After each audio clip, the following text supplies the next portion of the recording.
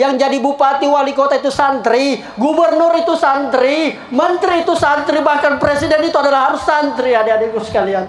Di Gombara itu memang Anda mungkin menjadi biasa-biasa saja, tapi setiap alumni Gombara kalau keluar, dia akan diperhitungkan dan terbukti, adik-adik sekalian. Bapak ini kan juga sudah tua, nak.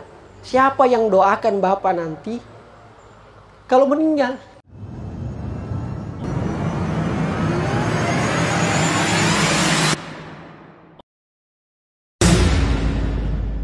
Bismillahirrahmanirrahim. Assalamualaikum warahmatullahi wabarakatuh. Mandi di kolam airnya hangat, lebih hangat ketika pagi. Karena salamnya belum semangat, kita ulangi sekali lagi. Assalamualaikum warahmatullahi wabarakatuh.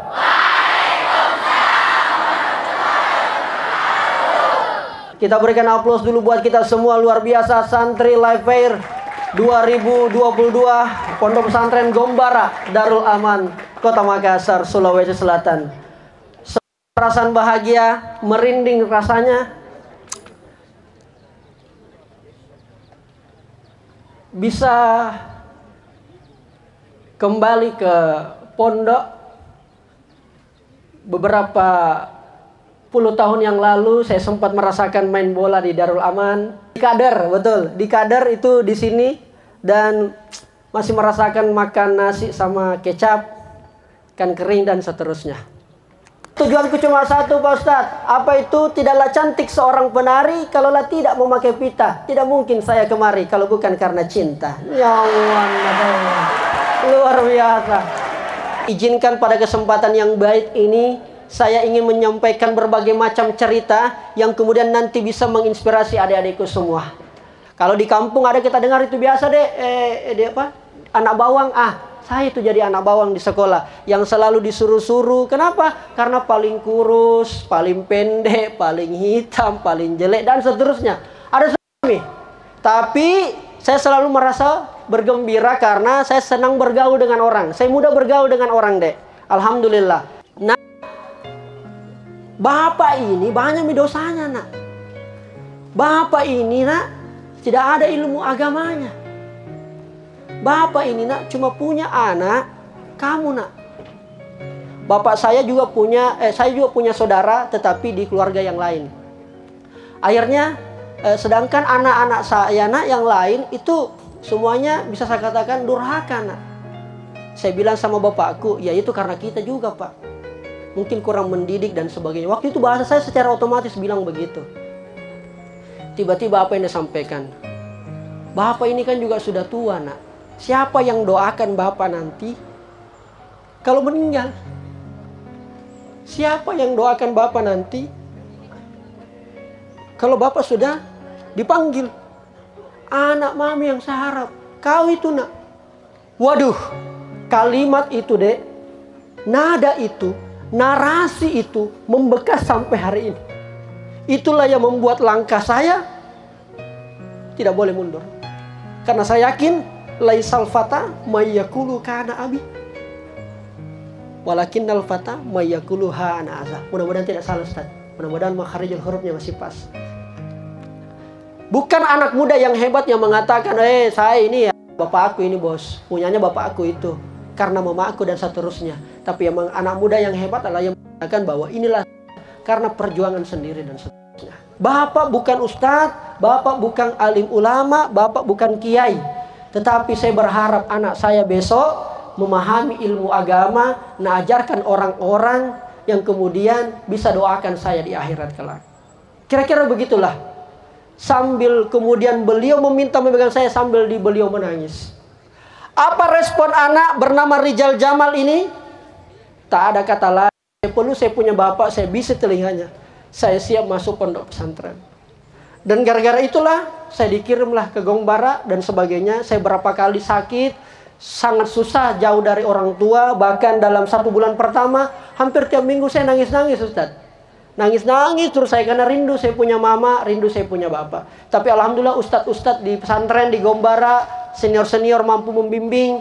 Begitu kegiatan banyak macam, ada mufradat, ada muhadasah. Mudah-mudahan masih saya ingat ini. Mudah-mudahan tidak salah, Ustaz. Karena saya di Pondode cuma 3 tahun.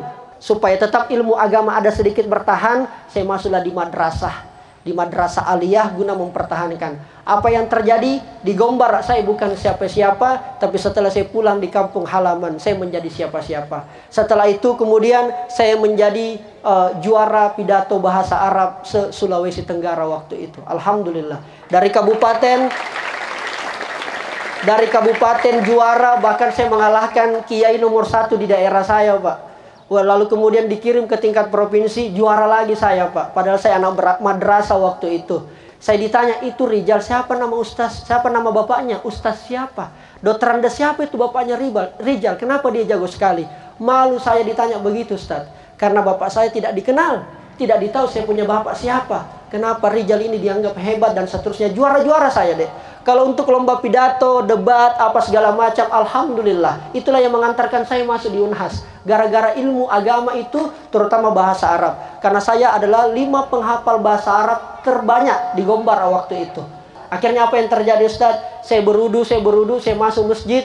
Saya tidak tahu sholat apa ini, yang jelasnya saya mau sholat saja 2 rakaat. Allahu Akbar. Saya sholat. Bahkan anehnya, semua bacaan saya jaharkan, Ustaz.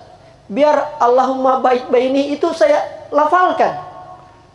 Allahu Akbar kabira itu saya hafalkan, saya jaharkan, saya kasih keluar suaranya. Karena sendiriku sholat di masjid ini, tidak ada yang dengarkan. Baru lampu masjid agak-agak gelap-gelap, remang-remang begitu. Saya sholat di saat semua santri sudah tidur. Saya sholat, apa segala macam, lalu saya berdoa. Doa saya lama sekali, Ustaz, 30 menit, setengah jam saya berdoa. Sama Allah saya merengek-rengek, saya minta, ya Allah, saya merupakan anak satu-satunya dari kampung, dari desa. Berat saya punya perjuangan di pondok ini. Harapan besar saya punya bapak, saya punya mama besar sekali. Tolong, kalau memang saya memang ditakdirkan di muka bumi ini untuk kebermanfaatan, kasih tahu ke ya Allah, apa sebenarnya saya punya kemampuan, apa saya punya skill, apa saya punya potensi. Karena kau tidak rugi ya Allah. Sampai-sampai saya kasih begitu Tuhan. Karena kau tidak rugi ya Allah untuk kasih tahu apa saya punya bakat sebenarnya. Dan saya minta waktu itu, saya cuma mau ceramah ya Allah. Biar saya tidak diteriaki di masjid. Biar tidak saya diteriaki oleh orang-orang. Apa yang terjadi adik-adik sekalian? Masya Allah. Saya berdoa, besoknya dikabulkan. Sudah pulang sekolah untuk pergi salat duhur, belum pi azan, saya susun kursi-kursi di kelas, lalu saya ceramah itu kursi-kursi. Begitu terus, saya tutup pintu rapat-rapat, memastikan tidak ada orang lihat saya lagi latihan. Begitu tiap hari saya lakukan selama 1 bulan.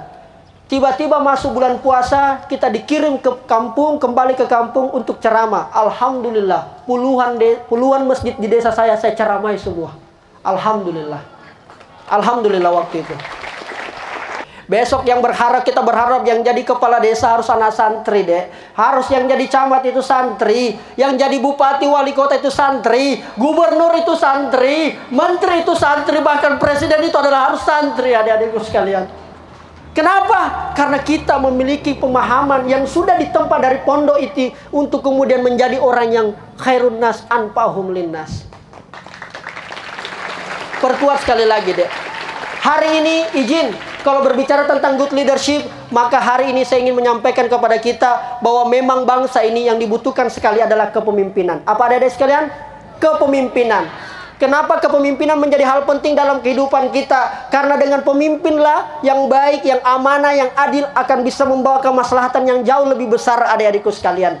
Saya alhamdulillah ketika SMA jadi ketua OSIS sudah dilatih jadi pemimpin. Di Gombara saya bukan siapa-siapa. Makanya pernah saya dengar istilah dari kakak senior. Di Gombara itu memang Anda mungkin menjadi biasa-biasa saja. Tapi setiap alumni Gombara kalau keluar dia akan diperhitungkan. Dan terbukti adik-adik sekalian bahwa santri itu tidak hanya menghafal Quran, tidak hanya mengaji dan ceramah. Tapi anak santri juga bisa mengedit, bos. Bisa mendesain, bos. Bisa jadi konten kreator, bos. Bisa jadi influencer. Bisa jadi konglomerat. Menjadi orang yang kaya. Punya rumah. Punya mobil. Dan insya Allah semuanya diwakafkan untuk kebaikan kepada seluruh umat. Harus kreatif, Dek. Sekarang insya Allah kalau adik-adik kreatif dimanapun dilempar, dimanapun dibuang. Kalau saya harus bahasakan seperti itu, insya Allah adik-adik akan tetap menjadi mutiara. Karena ku tahu saya bukan siapa-siapa, Dek. Maka setiap proses yang saya jalani, saya lakukan dengan itu. Penuh semangat, konsisten, istiqomah. Adik-adik sekalian, kuasai 3K. Yaitu punya kompetensi, lakukan dengan cara kolaborasi, insya Allah menghasilkan koneksi.